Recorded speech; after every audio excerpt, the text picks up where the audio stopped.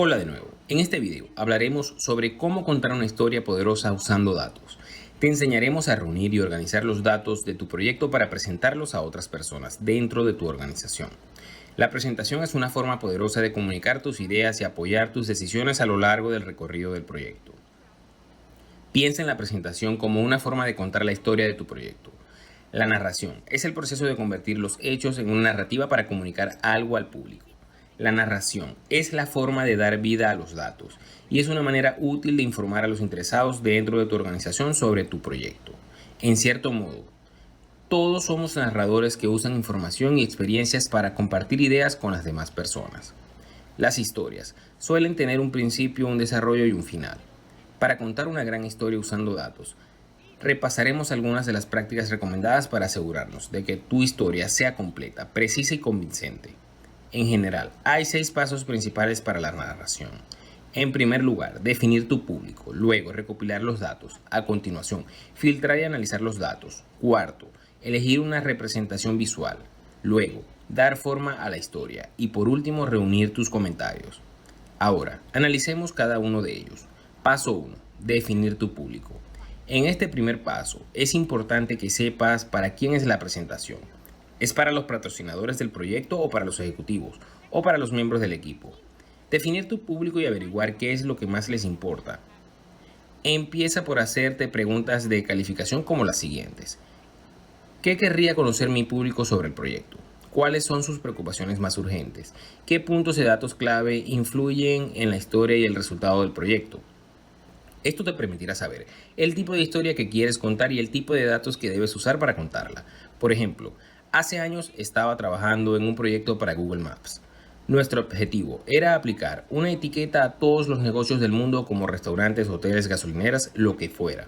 Hay muchos negocios en el mundo y yo solo tenía un pequeño equipo de ingenieros para trabajar. Para este proyecto, adaptamos nuestra narración a un público de vicepresidentes de Google Maps y Google Search.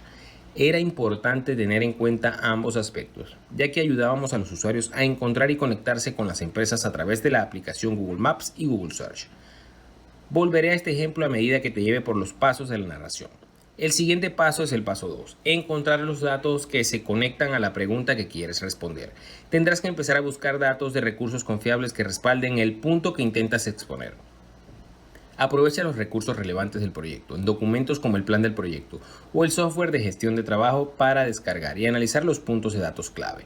Para mi proyecto de Google Maps, la pregunta que intentábamos responder era la siguiente: ¿dónde debemos centrar nuestra atención primero? Así que, para encontrar los datos adecuados para esta pregunta, recurrimos a los números negocios de nuestra base de datos interna y la información disponible sobre los tipos de negocios que buscaban los usuarios. Eso nos lleva al paso 3, filtrar y analizar los datos.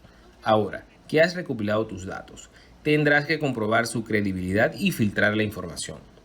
Para mi proyecto de Maps, usamos las consultas de búsqueda para determinar los tipos de negocios que los usuarios buscaban con mayor frecuencia, que incluían restaurantes, cafeterías y hoteles. Había otras categorías como gasolineras, museos, etc., pero en conjunto representaban un porcentaje mucho menor del tráfico de la búsqueda geoespecífica. Paso número 4. Elegir una representación visual. Las visualizaciones son una buena manera de ayudar a las personas a recordar la información que estás presentando y son una pieza esencial de la narración. Puedes usar los datos de diferentes maneras para contar una historia. Puede ser con tableros, tablas, infografías y mapeos, y analizaremos estos ejemplos con más detalle en el siguiente video. Para mi proyecto de Google Maps, nos decidimos por un gráfico circular para ayudar a contar nuestra historia, lo que me lleva al paso 5, dar forma a la historia. Una vez que has analizado tus datos y sabes cómo te gustaría visualizarlo, es hora de reunir todos en una narrativa coherente. Tómate un tiempo para pensar en lo que esperas conseguir, en los puntos que quieres exponer y en las preguntas e inquietudes que quieres responder. Para el proyecto Google Maps, usamos el gráfico circular para mostrar que la mayoría de las consultas de la búsqueda geoespecífica están cubiertas por un número relativamente pequeño de negocios. De esta manera, construimos una historia sobre esos datos. Queríamos que los vicepresidentes estuvieran de acuerdo en trabajar para mejorar los datos de este conjunto de categorías en algunos mercados importantes.